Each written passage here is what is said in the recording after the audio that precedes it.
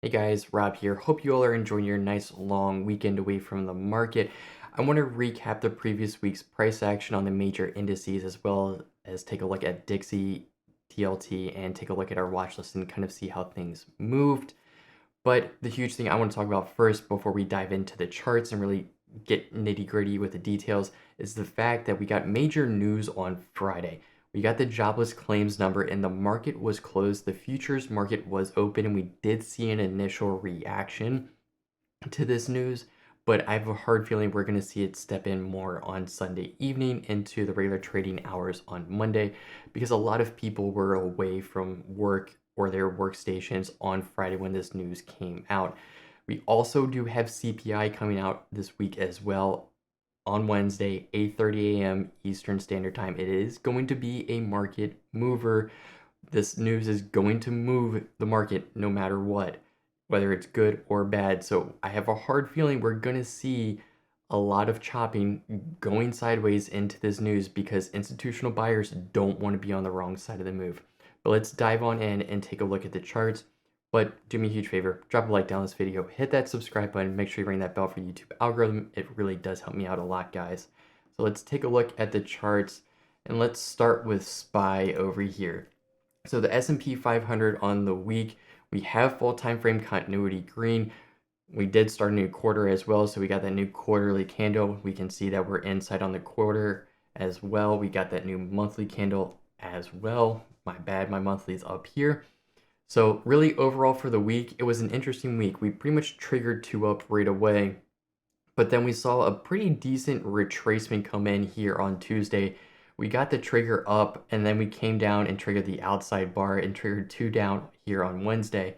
So we got that 3-2 down going into Thursday. I was like, okay, well, it's Thursday, it's a short week and all that kind of stuff. We're doing this on light volume. The volume for the whole entire week was really light overall for the whole entire market.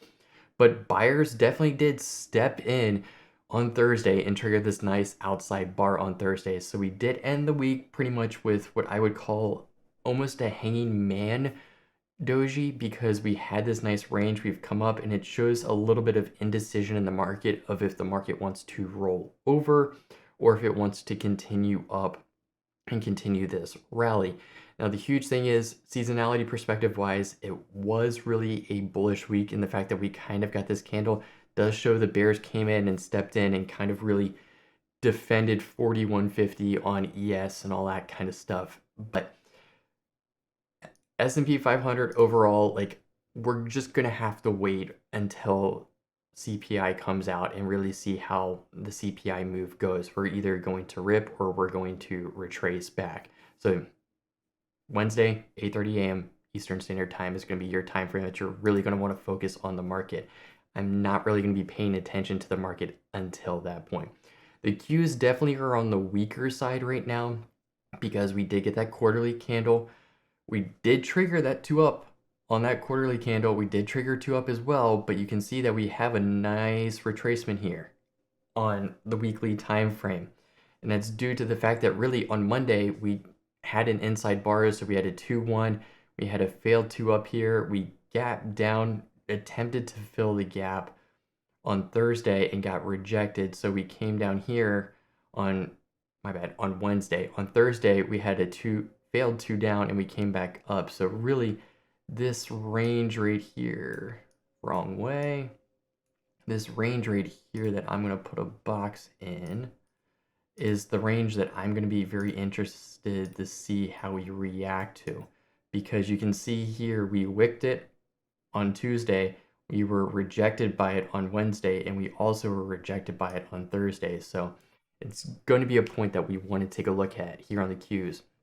But really, the next one to talk about is the Dow Jones Diamonds. The Dow is incredibly strong right now. Like, we got full time frame continuity to the upside. We haven't triggered on the quarterly because we're pretty much dead smack in the middle of this inside bar. So we're going to be looking to the upside on the quarter at 343.53 to trigger that two up. And we instantly know once we trigger two up, our PT is going to be right here at 348.22, and the trigger two down, it's going to be at 314.97. So overall for the week, the Dow Jones does look pretty good. We have a nice 2-up candle here. We even, I believe, yeah, we gapped up here on Monday, came back, created that outside bar like we saw in a lot of the major indices so far, created the 3-1-2 down. But this gap right here that we got on Monday, there is definitely a good amount of buyers that stepped in because we wicked it twice. So it's going to be an interesting area to just keep in mind. We are going to want to fill this imbalance eventually at some point with a candle body and maybe see a reversal back up, which would be nice to see. Now let's talk about the weakest indice of them all, good old Rusty Dusty. Oh, Rusty. Pretty much every single time frame is red on Rusty. It is not looking good at all. I mean, I talked about in our previous recaps of this 2 down, 2 up, and we just really couldn't actually fill a candle body all the way up here to our PT. We came back down and made a doji, and now we're reversing back down here. We get this 2 down, 2 up, 2 down. It's not going to be a good sign for Rusty Dusty.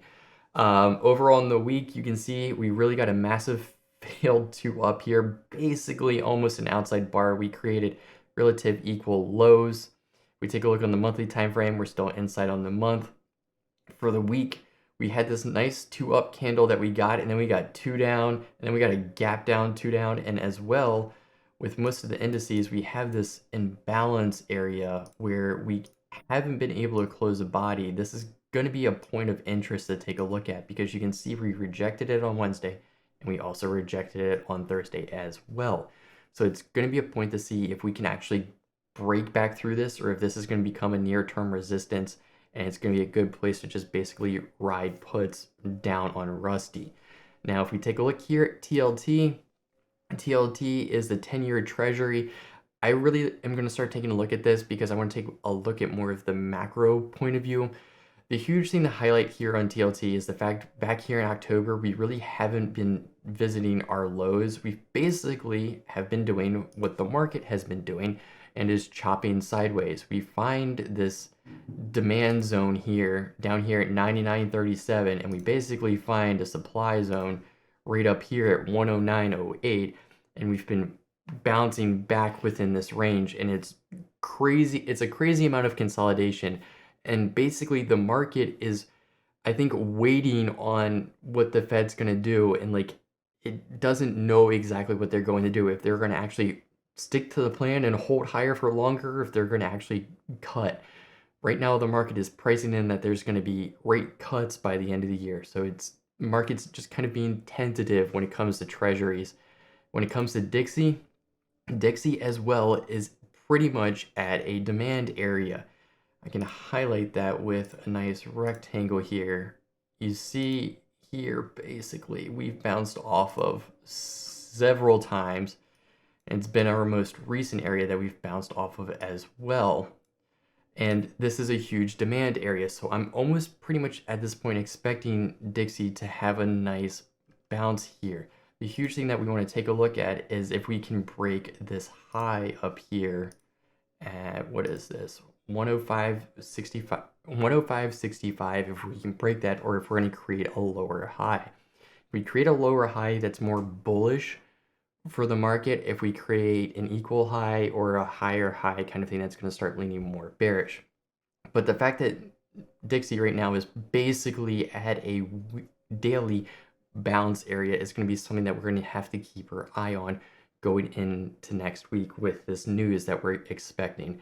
Now let's go ahead and take a look at our watch list as well.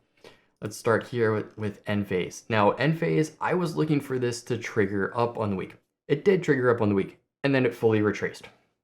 So we take a look at the weekly time frame here. We had that double inside. I was like, all great. I love playing double inside movements because you normally get a very good movement. Well, we got a good movement. Wasn't in the way that I was expecting though. So we got that outside bar on the week. So we literally went 113. Talk about just market makers having fun with us. Now I'm going to delete a couple of these squares on here real quick. So we basically got the break of this downtrend line, triggered up on the week, and I was like, great. I want to look and see if we come back here and retest this trend line. And this is where I failed as a trader. I saw that we hit this trend line and I was like, oh, great. Okay. We hit this and we came through it and we never revisited it again. And this move would have absolutely paid because you could have just rode puts this whole entire way down.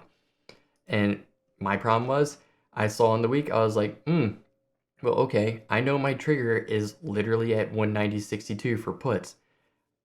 I should have just looked at this hourly and went, we got a trend line rejection all the way down here. This is a $10 move and would have paid handsomely. So Enphase didn't work out the way that I thought it was going to, but if you caught this move with this trendline rejection, congratulations. It was definitely nice, to say the least. Let's take a look here at good old Costco. Now, Costco is interesting because they got news later in the week that their numbers didn't come in as good as expected. So on the week, we did trigger an outside bar. And if we take a look here on Monday, we had a two up, we got that trigger, and then we got the outside bar here on Thursday, followed by the after hours news of their numbers not doing as well, and then we got this 2 down here. The huge thing that I still see is we're respecting this pennant that we're basically trading in right now. So I'm looking to see if we break one way or the other on this. Take a look here on the daily on Thursday, we do have a nice amount of buyers stepping in. Our time frames are in conflict. We're still inside on the quarter. We did trigger down for the month apologize about that, and we did trigger outside on the week, but we did finish green on the day. So it's going to be interesting to see how Costco does play out. Now, PayPal was another interesting one, to say the least. This has another double inside, so probably going to be on my watch list next week. It's going to be interesting because PayPal really created relative equal lows here at around 71.86. This week we had a low of 72.28. So we definitely do see buyers stepping in. We are trading within this wedge as well. We have a nice squeeze indicator saying there is a pretty decent sized squeeze prevalent. It's not orange, it's red, so it's a medium squeeze. We also see as well, we have a good amount of green volume coming in here on Friday. So if we get the break of this trend line, are we going to break this trend line? If we do, we know immediately where to look at. 75.69 followed by 76.03, and really our ultimate PT is going to be up here at 79.27. So it's going to be something definitely to take a look at. Next one on the list is going to be Roku. So Roku overall for the week, taking a look at it, we got a nice outside week. It was a decent week for Roku if you caught it the right way. So on Monday, we got that inside bar. I was looking at this saying, okay, well, we got a double inside day. If we trigger up, we triggered up, but we got really this hanging man. I call it a hanging man because it's pretty much at the top of a range, and we're looking at an indecision candle. And you can see here Thursday, boom, massive 2 down. And then we got a failed 2 down here as we wicked, surprisingly, right here at 60.26, which was our put trigger on the week. So we wicked our put trigger and we saw a nice move up, followed by a good decent amount of volume. We still have an orange squeeze here as well. So we have a heavily present squeeze. We have our weekly, monthly, and quarterly all red right now. Yearly, we are green. Daily, we are green as well. So just keep that in mind. Roku is still interesting to me because I think we could trigger up here and get out of this range and hopefully test this wick here at 76.62. We should at least, if we can trigger up here out of this 3, see around 72 in my personal opinion. Now, if we take a look here at Disney is very interesting to me because we got the whole DeSantis versus Disney news going on here. And I think eventually this is just going to break, and one way or another, Disney is going to end up ripping. Now on the week, we did trigger 2 up. We did have a nice retracement here, and we pretty much finished flat on the week. So the huge thing I'm going to be looking for is a continuation upwards just to see if we can get that time frame continuity back fully to green. But the huge thing to talk about, pretty much on Thursday, you either saw massive 2 down, failed 2 downs, or you see outside bars. Disney had an outside bar on Thursday, but pretty much just chopped within a range the whole entire week. Oh, Tesla. Let's delete this fib retracement here. So Tesla on Friday had a nice had a nice two up. On Monday we got the two down, two down, two down, two down kind of thing. And we broke structure here really at 188.65. So if we take a look at Tesla on the week, we got a two down here. The interesting thing though is this is what's forming to be a bullish Randy Jackson form. We got the two up, two down kind of thing.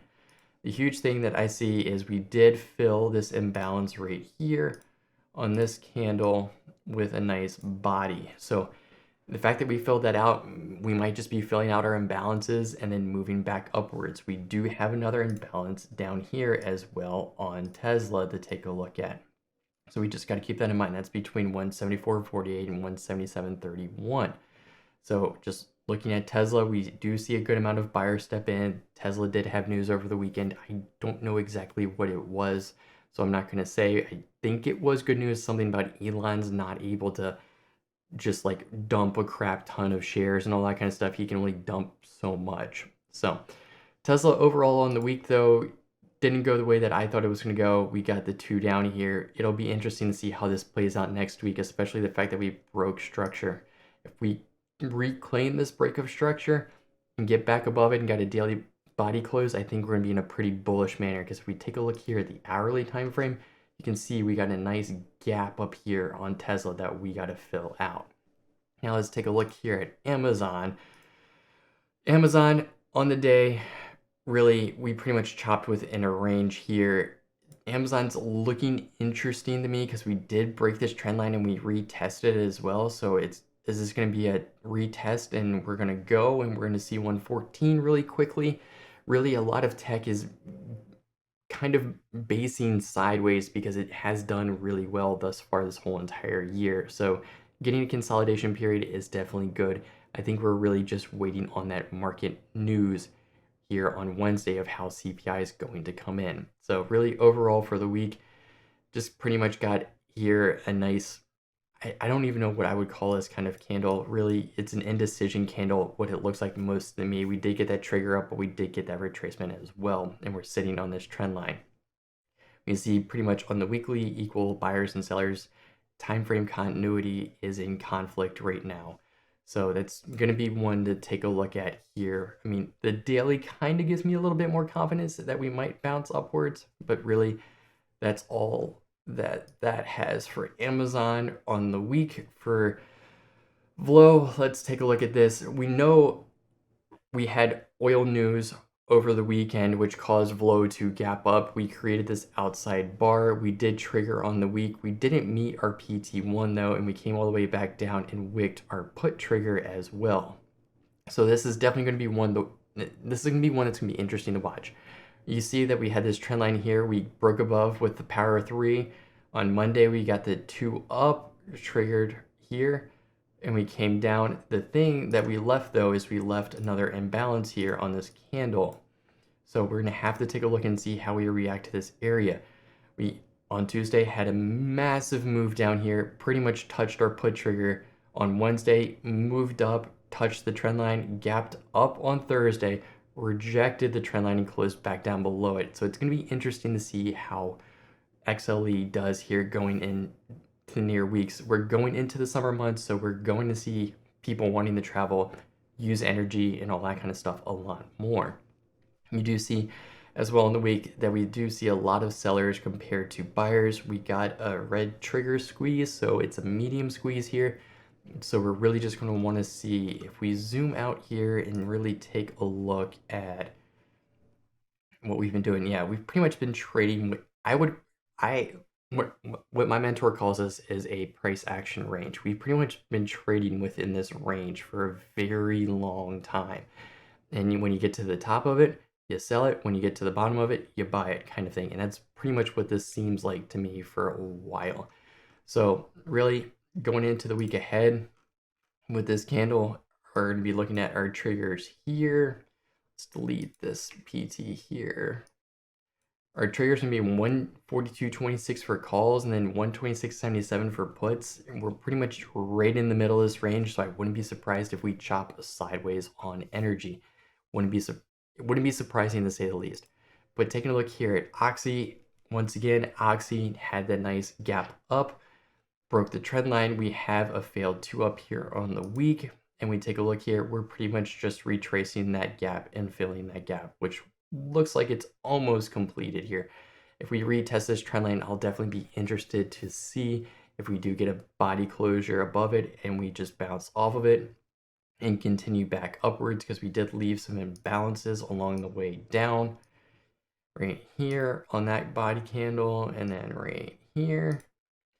So there are some imbalances above, so we might just be retracing to fill the larger gap, retest this trend line, and then we're out of here kind of thing. But overall for the week, the watch list did, I'm gonna be honest, not that great. It wasn't the best week for the whole entire market because it was a shorter week and we have been chopping basically sideways for the past couple of months. As some people like to call it, it's a kangaroo market. The huge thing to be taking a look at here is how we do with CPI moving forward and how the market digests this job news. But really, that's all I got for you guys today. I'll see you in the next one. Peace.